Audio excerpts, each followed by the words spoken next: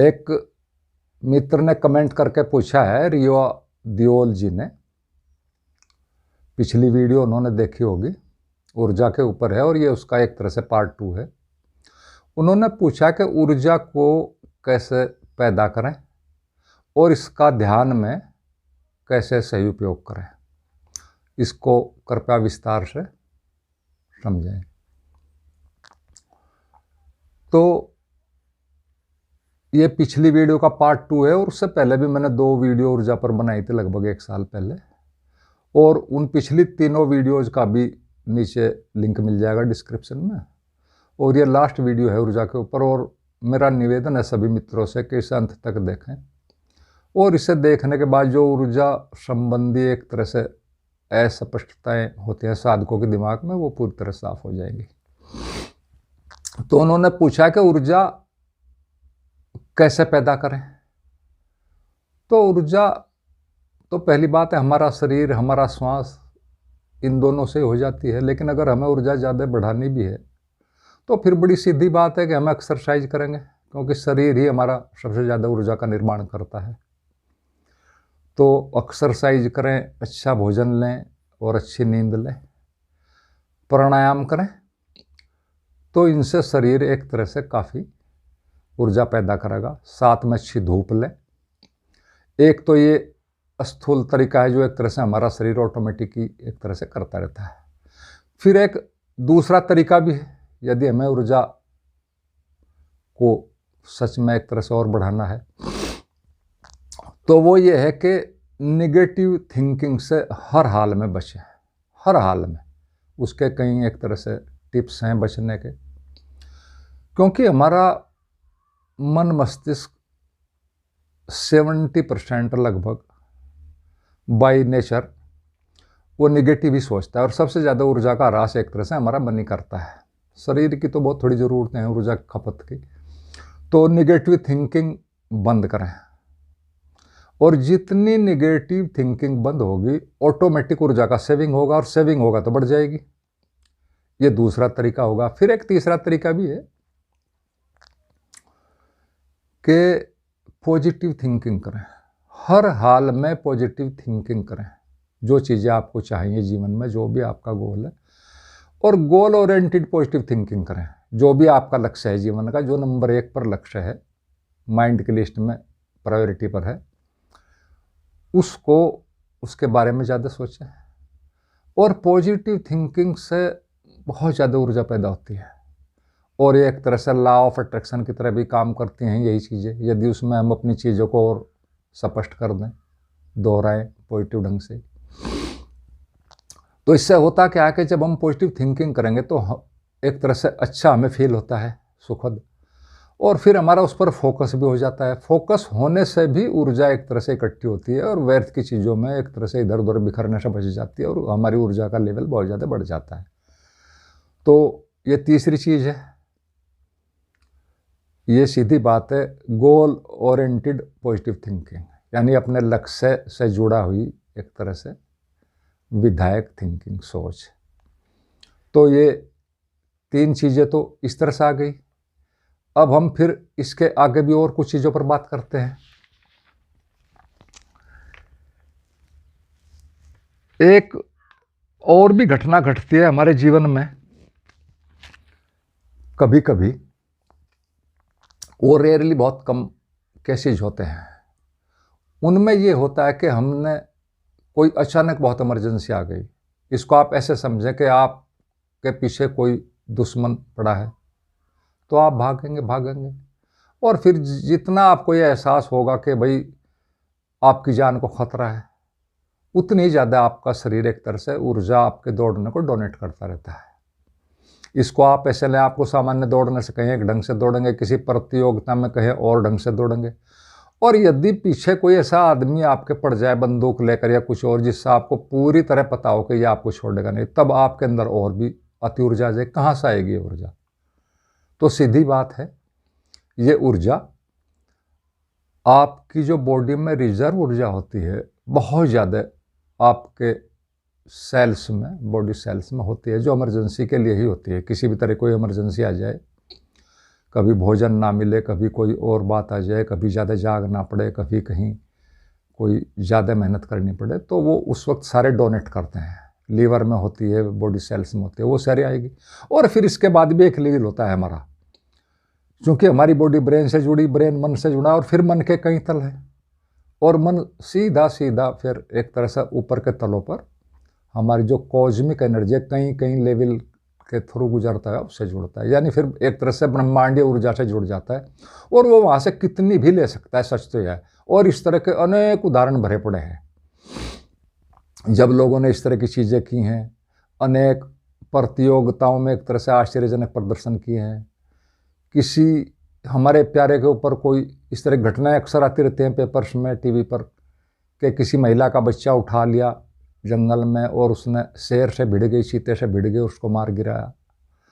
कोई हमारा प्रिय कहीं ज़्यादा मुसीबत में हो तब हमारे अंदर ऊर्जा आ जाती है। और ऐसे अनेकों उदाहरण इतिहास में भरे पड़े हैं कि एक गाड़ी के नीचे बच्चा दब गया, ट्रैक्टर के नीचे दब गया, और सिर्फ एक आदमी ने पूरी 17 कुंटली गाड़ी उठा दी और बच्चे को एक तरह सर निकाल लिया, ट्रैक्टर को पथल दिया। अभी भी मैंने एक घटना का और जिक्र किया था, पंजाब में ये एक औरत का पति बीमार था, 50 साल के लगभग की औरत, वहाँ मिनी ओलंपिक होते हैं, उसे सिर्फ 5,000 रुपये चाहिए थे और 5,000 की ही वो प्रतियोगिता थी। एक बिल्कुल दुबली पतली महिला ने उसको जीत लिया। न कोई रेसर है, न कभी सोचा, न कुछ। तो ये ऊर्जा कहाँ से आती है?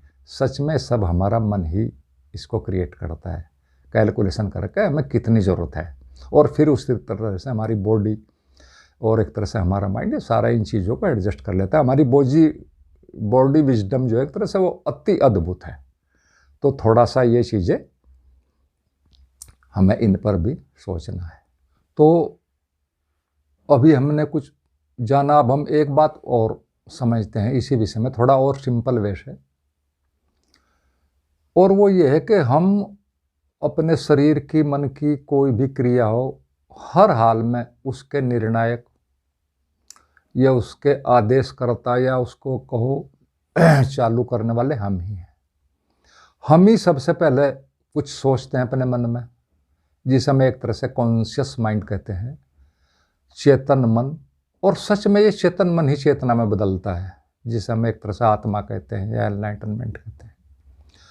अभी इसकी आदत क्या है कि चलता रहता है, अभी इसके पास कुछ अवेयरनेस है, उसके हिसाब से सोचता है और यही निर्णय लेता है, जैसा भी लेता है, सही गलत। आप कैसे भी हैं, इससे भी कोई फ़र्क नहीं पड़ता, आप पढ़े लिखे अनपढ़ कैसे भी जो भी हैं, लेकिन हर चीज़ का निर्णय आप ही लेंगे। थोड़ा अपने ऊपर हम दैनिक जीवन में भी देखें किसी भी समय, तो हम हर चीज़ का निर्णय पहले गहराई में कहीं लेते हैं, फिर वो एक तरह से हमारे मन से गुजरता हुआ हमारे ब्रेन में आता है और ब्रेन से फिर पूरी बॉडी में चला जाता है, इंद्रियों तक, और फिर इंद्रियाँ एक तरह से उस क्रियाशील हो जाती है। और सीधी बात है, निर्णय हमने लिया, फिर मन के थ्रू जब वो गुजरेगा, फिर वहाँ उसको विचार की सघनता कहो या विरलता कहो, उसके हिसाब से आगे फिर परिणाम आते हैं। और ऊर्जा एक तरह से हमारी बॉडी को, ब्रेन को वो पैदा करता है या लेता है इधर उधर से। तो मेन बात क्या है? मेन बात हम हैं, निर्णय हम लेते हैं, और फिर हमारे मन से गुजरती है वो चीज़ें, कोई भी हमारा निर्णय, और मन उसको उसी तरह से उसकी इंटेंसिटी को एक तरह से घटा देता है, बढ़ा देता है, और फिर शरीर को तो उसको एक तरह से उसका आदेश का पालन करना है, एग्जीक्यूट करना है उन चीज़ों को। तो ये बात हमें समझनी। अभी थोड़ी देर पहले बात की थी कि भाई कुछ लोगों ने बड़े साधारण काम किए हैं, वो गाड़ी उठा दी है और शेर से भिड़ गई कोई औरत। ये आखिर इतनी ऊर्जा कहाँ से आती है अचानक से? मैं यहाँ पर थोड़ा सा आपको मन का एक तरह से रोल समझाता हूँ। मन जो करता है उसको सोचने के लिए कोई भी चीज़ थोड़ा टाइम चाहिए होता है, और वो उसको हर हाल में अपने ढंग से नेगेटिविटी में बदल लगा, या कहो उसकी जो पूर्णता है 100%नेस जो एक तरह से उसको कम कर देगा। तो होता क्या है, जब इतनी ज़्यादा इमरजेंसी आती है, फिर हमारे माइंड के पास सोचने का कोई टाइम नहीं होता, क्योंकि हमें स्पष्ट पता होता है, माइंड को भी, हमें भी, कि समय इतना ज़्यादा कम, अगर सोचने में उलझ गए तो जान जाएगी। तो यही कमाल है, इसीलिए हम 100% हो पाते हैं, इतनी ज़्यादा ऊर्जा को जनरेट कर सकते हैं, या ऊपर से को अस्तित्व से ले पाते हैं, जो ऊपर के तल हैं हमारे। तो इससे हमें एक बात का पता चलता है कि असली जो हमारा बैरियर है, बाधक कहो, सीमा कहो, जो भी है, वो हमारा मन ही है। वरना ऊर्जाओं की कहीं कमी नहीं है। ऊर्जाओं से ब्रह्मांड भरा पड़ा है, हमारे शरीर में भी बेहद है। और फिर हमारा शरीर ऊपर जुड़ा है सभी तलों से, ब्रेन के थ्रू, फिर मन के थ्रू। तो मेन बात क्या कि हमारा मन ही सारी चीज़ों को गड़बड़ करता है। और जितने भी लोगों ने जीवन में एक तरह से आश्चर्यजनक सफलताएं पाई हैं, चमत्कारी काम किए हैं, उन लोगों ने सारा काम अपने मन के साथ किया, एकांत में गए हैं। बात सिर्फ इतने के एकांत में आपके मन को ज़्यादा विचलित होने की या कहीं से बाधाएं आने की समस्याएं जो हैं, या कहो बातें जो हैं, एक तरह से संभावनाएं बहुत ज़्यादा कम हो जाती हैं, और कुछ भी नहीं है। तो असली बात है कि सारा का सारा चीज़ें, ऊर्जाएं चारों तरफ भरी पड़ी हैं। हमारा मन ही हमें बांधता है, मन के हिसाब से ही हम सारी चीज़ें लेते हैं। तो इसमें हमें यही बात सोचना है कि असली निर्णय हम लेते हैं। और इसीलिए अध्यात्म में सबसे ज़्यादा जो बात है स्वयं को जगाने पर की जाती है, क्योंकि मालिक हम हैं। शरीर, मन, मस्तिष्क, इंद्रियां, ये सब तो सिर्फ उनको एक तरह से एग्जीक्यूट करते हैं। मन से गुजरते हैं चीज़ें, फिर उनको वो उसी ढंग से फिर उनके परिणाम आते हैं, अच्छे बुरे, जैसे भी निगेटिविटी पॉजिटिविटी। सच में तो दो ही चीज़ें हैं।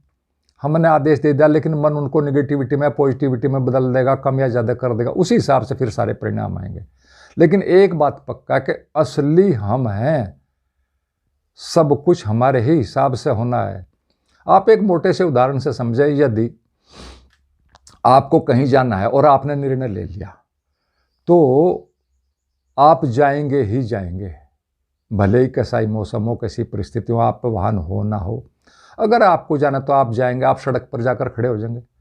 किसी भी तरह से कहीं से छोटी मोटी लिफ्ट जैसी कैसी भी आपको कोई कुछ भी मिले, मोटरसाइकिल मिले, कुछ भी मिले, थोड़ा थोड़ा करके भी किस्तों में कर लेंगे। लेकिन यदि आपको जाना ही नहीं है तो कुछ भी नहीं होगा। सारी सुविधाएं भी हों, सारी एक तरह से आपके पास है, कार भी है, लेकिन असली बात आप हैं। आपके निर्णय से ही सारी चीज़ें चलती हैं, घटित होती हैं, कम ज़्यादा होती हैं। और इसको चूंकि हम ऊर्जा के ऊपर बोल रहे हैं, तो ये सारी चीज़ें ऊर्जाएं हैं। आप कोई वाहन किसी दूसरे का लोगे, वहाँ भी ऊर्जा काम करेगी, लेकिन मेन बात आप है। आप वहाँ तक गए, वो वहाँ भी ऊर्जाएं काम कर रही हैं। आप अपनी गाड़ी से भी जाओगे तो अभी गाड़ी में तो ऊर्जाएं हैं, उनको एक्टिवेट तो आप ही करोगे, गाड़ी को, इंजन को भी आप ही स्टार्ट करोगे। यानी निर्णायक आप हैं, ऊर्जाएं चारों तरफ भरी पड़ी हैं, कम ज़्यादा। तो एक ही बात मैं कहना चाह रहा जो समझने की है कि असली मालिक आप हैं। ऊर्जाओं की कमी नहीं है, ऊर्जाओं पर ज़्यादा एक तरह से इन चीज़ों पर ज़्यादा ना फोकस करें। ऊर्जाएं तो आपके हिसाब से ही सारी की सारी चलती हैं।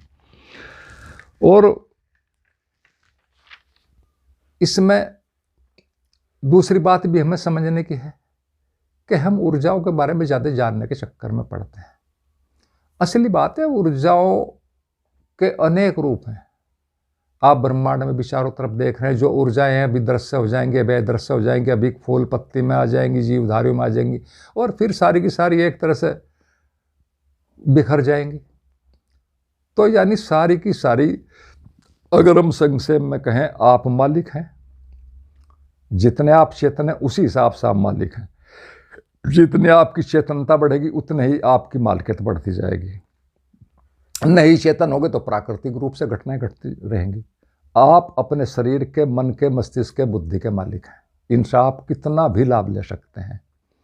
आप इस शरीर से ले सकते हैं, और जो आप ही का बड़ा विस्तार है ब्रह्मांड, ये भी शरीर है, ये उस परम शक्ति का शरीर है, इससे वो काम ले रही है। तो सिर्फ इतनी बात एक तरह से सोचने की है। चूंकि ऊर्जा पर बहुत बातें चलती हैं आजकल, लेकिन हम थोड़ा सा भी यदि अपने पीछे के इतिहास में देखें, अपने आध्यात्मिक जगत के इतिहास में देखें, तो हमारे जितने बड़े बड़े, एक तरह से कहो बड़े की बात भी नहीं, जो प्रसिद्ध हुए हैं, जो एक तरह से बहुत ही ज़्यादा जिन्होंने स्पष्टता से बातें की हैं, बुद्ध हैं, महावीर हैं। आपने कहीं पढ़ा कि उन्होंने किसी ऊर्जा की बात की हो, ऊर्जाओं के कम ज़्यादा की बात की हो? बुद्ध, महावीर और भी अष्टावक्र बहुत लोग हुए हैं इस तरह के, कबीर हैं, कोई ऊर्जा की बात नहीं है। हाँ, भाव की है, लेकिन ऊर्जा का जरा भी जिक्र नहीं है। और सच बात तो यही है कि हमारी ऊर्जा विचार में कम होती है, भाव में संघनित होती चली जाती है और बहुत ज़्यादा हो जाएगी। इसीलिए भाव में बहुत ज़्यादा शक्ति होती है। भाव से आप बहुत कुछ कर सकते हैं, लेकिन सवाल है कि हमें ये भी तो पता होना चाहिए ना, हमें क्या करना है क्या नहीं करना है। कर तो लेंगे, शक्ति तो है, लेकिन उस शक्ति का सही उपयोग कैसे करें, ये एक बिल्कुल डिफरेंट बात है। शक्ति होना और उसका उपयोग करना, ये दोनों अलग अलग चीज़ें हैं। इसीलिए अवेयरनेस की, बुद्धि की इतनी बातें की जाती हैं कि बुद्धि को सबसे बड़ा बल भी समझा जाता है। तो सीधी बात है, विचार में ऊर्जा कम, भाव में उससे ज़्यादा, बहुत ज़्यादा, और पूर्णता में सार्वधिक। कोई आपका विचार पूर्ण होगा तो सार्वधिक ऊर्जा पैदा होगी, काम करेगी। भाव पूर्ण होगा तो करेगी, यानी पूर्णता में सार्वधिक है। तो एक ये बात समझने की है। तो इन सारी चीज़ों पर हमें एक तरह से अंदाजन काम ना करके इन पर थोड़ा सा समझना जरूरी है। और एक और बात आजकल बहुत चलती है कुंडलिनी वाली, कि कुंडलिनी में ऊर्जा पैदा करो, चक्रों में करो। हमें थोड़ा इस बारे में पता होना चाहिए। ऊर्जा के ऊपर तो हमने पहले बताया, अभी भी बोल रहे हैं, ऊर्जा तो आपका मस्तिष्क ही पैदा करता है, आपका मन ही पैदा करता है, उनका ऑटोमेटिक सिस्टम ही पैदा करता है। और जहाँ तक कुंडलिनी की बात है, या नर्वस सिस्टम की बात है, चक्रों की बात, तो ये तो एक तरह से आपके शरीर के, सूक्ष्म शरीर के अंग है, और भौतिक शरीर के अंगों से, नर्वस सिस्टम के जो अलग अलग प्लेक्सिस हैं, उन सब से जुड़े हैं। तो इनको तो अगर सच में देखा जाए, ये चक्र कुंडलिनी, ये सारे के सारे आपके शरीर के सूक्ष्म अंग है। क्योंकि शरीर अकेला नहीं है, उसके चारों तरफ औरा है, सूक्ष्म शरीर है, उसके आर पार भी सूक्ष्म शरीर है। तो ये तो सारे आप ही के सूक्ष्म शरीर के अंग हैं, और वो भौतिक शरीर के अंगों से भी एक तरह से जुड़े हैं। तो इनमें ज़्यादा उलझने की बातें नहीं है। सिर्फ आपका मन करता है जो करता है, असली मालिक मन है, और वो ब्रेन के थ्रू, आपके नर्वस सिस्टम के थ्रू पूरी बॉडी को आदेश देता है। तो इन पर ज़्यादा नाले, एक तरह से ज़्यादा इन पर समय खराब करने की ज़रूरत नहीं है। ये तो एक तरह का, सच में देखो तो एक मनोरंजन ही है। और हो सकता है कभी किसी ने किया हो योग वगैरह में, कोई चीज़ें कोई साफ नहीं है कि भाई बहुत ज़्यादा शक्ति पैदा कर लिया आपने प्राणायाम से, उससे कोई विकसित हो गया। मुझे तो कोई ऐसा भी नहीं कि कोई सिर्फ प्राणायाम के दम पर ही किसी ने कोई एक तरह से कोई चीज़ प्राप्त कर ली हो। अगर आप पतंजलि को पढ़ोगे तो वहाँ भी प्राणायाम से आगे की और चीज़ें हैं दूसरी। प्राणायाम भी बीच का एक स्टेप है अष्टांग योग में। तो कहने का मतलब है, चीज़ें को समझो, किसी चीज़ पर अनावश्यक जोर मत लगाओ। इतना हमें पता होना चाहिए कि हमें किस चीज़ पर कहाँ और कब कितना श्रम करना है, कितनी शक्ति, कितना समय देना है। तो इन चीज़ों पर ज़्यादा उलझने की ज़रूरत नहीं है। सीधा अपने ऊपर काम करो, अपने मन पर काम करो, और स्वयं के केंद्रीकरण पर काम करो, अपने जागरण काम करो। ये सब चीज़ें तो उसी के हिसाब से अपने आप एडजस्ट होती रहती हैं। एक बड़ी भ्रांति इसी विषय में जो चलती है ज़्यादातर, के ऊर्जा ही पहुंचाती है, ये बार बार चीज़ें आती हैं। तो इसमें एक मैं आपको और ठोस उदाहरण देता हूं, जिससे साधकों के मन में जो भी एक तरह से भ्रांतियाँ होंगी वो पैदा हो जाएंगी। अगर ऊर्जा ही पहुंचाती होती ऊर्जाएं, तो आप देखते हैं बड़े बड़े ओलंपिक विजेता है, कितनी ऊर्जा उनके अंदर है, पहलवानों के अंदर है, वो पहुंच जाते। या धनी लोगों के पास बहुत ऊर्जा है, उनके आदेश से ही कितनी ऊर्जाएं काम करने लगती हैं। वैज्ञानिकों के पास ऊर्जा पैदा करने के, उनको एक्टिवेट करने के बहुत सी चीज़ें हैं। शासकों के पास भी हैं जो लोग हैं। कोई लोग भी उनमें से एक तरह से आत्म जागरण को नहीं उपलब्ध हुआ। ऊर्जाएं बहुत उनके पास स्वयं की है, उनके आदेश में है, उनके पास शक्तियाँ हैं। तो ये सारी चीज़ें हमें समझने की, ऊर्जा नहीं पहुंचाते इनकी। इसके अलावा भी अगर हम दूसरी तरफ देखें, आजकल आप सब देख रहे हैं कि एटॉमिक एनर्जी सबसे पावरफुल है, जो कि सबसे ज़्यादा एक तरह से यूरेनियम होती है, थोरियम वगैरह होती है, जो इस तरह के हैं धातुएं। लेकिन ऊर्जाएं तो बहुत ज़्यादा हैं। क्या कभी उन्होंने कुछ किया? कौन उनका उपयोग कर रहा है, कौन उनसे लाभ ले रहा है, चाहे वो गलत दिशा में लाभ ले रहा है, सही दिशा में? सिर्फ मनुष्य की चेतना, मनुष्य में सबसे ज़्यादा विकसित चेतना है, वो ही उनका उपयोग कर रही है। ऊर्जा वहाँ अनंत है, लेकिन उसका मतलब कोई भी नहीं है। उसको उपयोग में सिर्फ मनुष्य की चेतना ला रही है, क्योंकि उसके पास चेतनता ज़्यादा है, ज़्यादा मस्तिष्क है, ज़्यादा बुद्धि है, सारी चीज़ें चेतना से जुड़ी हुई। चेतना सबसे पहले मस्तिष्क से जुड़ी है, हमारी इंटेलिजेंस से जुड़ी है। ये दोनों तीनों चीज़ें एक ही जगह की चीज़ें हैं, बहुत नज़दीक की, सब एक दूसरे से जुड़ी हैं। तो उपयोग कौन कर रहा है? हमारा जागरण, हमारी बुद्धि, हमारी इंटेलिजेंस, हमारा ब्रेन। तो सारी चीज़ें हमें अपने पर एक तरह से अपना समय शक्ति सारी अपने ऊपर इन्वेस्ट करनी है अगर सच में कुछ करना है। ऊर्जाएं तो भरी पड़ी हैं, धातुओं में भी चारों तरफ ऊर्जाएं हैं। तो इसलिए इन चीज़ों में ज़्यादा नहीं उलझना है। ये मैंने एक अंतिम उदाहरण बताया आपसे, और फिर इसके बाद मैं अभी आपको एक और बात बताता हूँ, उसको भी ध्यान से सुनना। यहाँ तक आने पर एक प्रश्न हमारे मन में स्वाभाविक रूप से पैदा हो गया होगा, और वैसे भी रहता है, जो हमें भले ही स्पष्ट नहीं होता, उसमें हम अस्पष्ट रूप से हमारा मन ब्रेन उलझा रहता है कि आखिर जागरण में कितनी ऊर्जा की जरूरत है। तो सच तो यह है कि हमारे जागरण में सिर्फ इतनी ही ऊर्जा की जरूरत है जितनी एक सामान्य शरीर को जरूरत होती है। शरीर कोई बीमारी से ग्रसित ना हो, बहुत ज़्यादा वीक ना हो, और हमारे शरीर की जो इंद्रियां हों ठीक ठाक काम कर रही हों, और स्पेशली हमारा ब्रेन, हमारी बुद्धि, यानी जो भी हमारे मन को, मस्तिष्क को, हमारी बुद्धि को, हमारे शरीर की सामान्य प्रक्रियाओं को सुचारू रूप से चलाने के लिए जितनी ऊर्जा की जरूरत है उतनी ऊर्जा हमें ध्यान में जाने के लिए काफ़ी है, जागरण के लिए काफ़ी है। बस इससे ज़्यादा की कोई ज़रूरत नहीं है। इससे और सच में तो ज़्यादा ऊर्जा की जरूरत कहाँ पड़ती है? ज़्यादा ऊर्जा की जरूरत तो तभी पड़ेगी तो आपको कोई कहीं उपद्रव करना है, कहीं कोई जंग जीतना है, कहीं कुछ सिद्धियाँ रिद्धियाँ मानसिक शक्ति को एकाग्र करके फोकस करके कोई बहुत बड़ा वो करना है।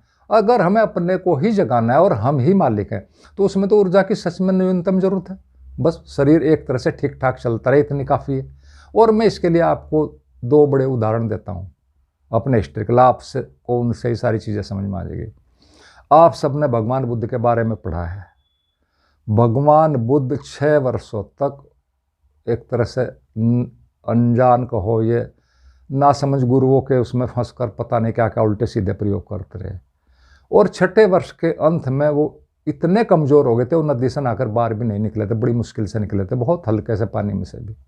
आप सब ने बातें पढ़ी हैं। और हड्डी हड्डी थी, सिर्फ और सिर्फ। और 6 साल में पहली बार उसी रात बाहर निकलते निकलते निर्णय लिया कि जैसे एक तरह से भौतिक संसार बेकार है, इसी तरह साधना बेकार है। सिर्फ इतना ही निर्णय लिया बाहर निकलते निकलते, और जैसे ही बाहर आए सब साधना को गिरा दिया, सारी बात की व्यर्थता को समझ लिया। और हड्डियाँ थी, स्पष्ट उन्हें निर्णय एक तरफ से ले लिया कि जब मैं ही नहीं रहूँगा, शरीर ही मरने को जा रहा है, तो फिर पार होने की, जागने की या किसी चीज़ को पाने की तो फिर बात ही खत्म है। और उसी दिन सारी साधना गिराई। और उसी रात पहली बार एक स्त्री ने भोजन दिया, ये भी आप सबको पढ़ा है। और पहली बार छक्कर 6 साल में भोजन किया और सो गए, और सुबह ही उपलब्ध हो गए। अब आप खुद सोच सकते, एक हड्डियों का ढांचा मात्र व्यक्ति जो 6 साल से शरीर को एक तरह से अनावश्यक कष्ट दे रहा था, वो आदमी भी उसमें कितनी ऊर्जा होगी। उस दिन पहली बार भोजन किया, कितनी ऊर्जा आई होगी रात में, बस आप खुद ही अनुमान लो। और सुबह एनलाइटेंड है, तो इसमें ऊर्जा का रोल कहाँ रहा? सिर्फ उनको समझ आई, पहले भौतिक जगत की समझ आई, फिर अध्यात्म जगत की साधना की व्यर्थता की समझ आई, और वो जाग गए। बस इतना ही। तो ये चीज़ें समझने के। अष्टावक्र को आपने सुना है, सारा देखा है। अष्टावक्र का शरीर 8 अंगों 8 जगह से टेढ़ा मेढ़ा था। आप देख लो वो कितना ज़्यादा ऊर्जामान होगा उसका शरीर, आप खुद बोलते हैं। और उन्होंने ऊर्जा की बात भी नहीं, उन्होंने तो साधना की पद्धतियों तक की भी बात नहीं की, विधियों तक की भी बात नहीं की, और सीधे सीधे राजा जनक को जगा दिया, जो बड़े बड़े ज्ञानी जहाँ पर असफल हो चुके थे। और बड़े बड़े ज्ञानियों को एक तरह से उन्होंने सभा में सबको एक तरह से पराजित किया और आश्चर्यचकित किया। और राजा जनक मात्र उनको सुनने से ही उपलब्ध हो गए, कोई साधना नहीं। तो यही बातें हमें समझने की हैं। मेन बात हम हैं, हमारी समझ है, हमारे अनुभव से आई अपनी समझ है, जिसको मन पूरी तरह स्वीकार कर ले, और यही सारी चीज़ें जानने की हैं। और यही मनुष्य जीवन का एक तरह से लक्ष्य है। और इसको और मैं एक दूसरे ढंग से भी आपको बताता हूँ, इस बात को एक तरह से बिल्कुल गांठ बांध लेना। मनुष्य ने ही इतने आविष्कार क्यों किए, क्यों प्रकृति पर विजय पाई, क्यों एक से एक टेक्नोलॉजी और ये चीज़ें पैदा कर ली? सिर्फ इसलिए कि वो पिछली भूलों से, पिछले एक्सपेरिमेंट से कुछ सीखता है। और इस दुनिया में मात्र 5% लोग ही सफल क्यों हुए हर क्षेत्र में? क्योंकि वो अपनी पिछली भूलों से, पिछले एक्सपेरिमेंट से या लोगों के अनुभव से कुछ सीखते हैं और आगे बढ़ जाते हैं, अगले स्टेप पर चले जाते हैं। और ध्यान रखना यही बात है, यदि आप जीवन में किसी भी घटना से नहीं कुछ सीखोगे, किसी दुखदायी घटना से, किसी नेगेटिव बात से, किसी असफलता से अगर नहीं सीखोगे, तो ध्यान रखना ये अस्तित्व आपको बार बार वही चीज़ें देता रहेगा और आप गोल गोल घूमते रहोगे। और यही बात अध्यात्म में लागू करनी है। जो चीज़ कष्ट देती हो, जो चीज़ बाधक हो, ध्यान रखना उसको फौरन गिरा दो। गलती करो लेकिन गलती को बार बार ना करो, उससे अनुभव लो और उसको गिरा दो, उससे आगे निकल जाओ। वरना प्रकृति बार बार वही आपको देती रहेगी। अस्तित्व आपको जगाना चाहता है, इसीलिए बार बार आपको जन्म देता है, आपकी रक्षा करता है, आपको जीवित रखता है हर तरह से। वो आपको कुछ देना चाहता है, आपको जगाना चाहता है। लेकिन आदमी इतना अजीब प्राणी है कि बेकार की चीज़ों में उलझा रहता है, हमेशा बार बार उन्हीं गलतियों करता है, उन्हीं चीज़ों को पकड़ा रखता है, पता नहीं क्या क्या कहे में अपना सारा जीवन नष्ट कर देता है, सारी शक्ति। तो मित्रों, थोड़ा सा इन मेरी बातों को समझो। मैं और इसमें ज़्यादा कुछ नहीं कहता, आप सभी समझदार हैं। आपने मेरी बातों को सुना, आपको बहुत बहुत धन्यवाद। और अंत में सभी मित्रों को मेरा प्रणाम।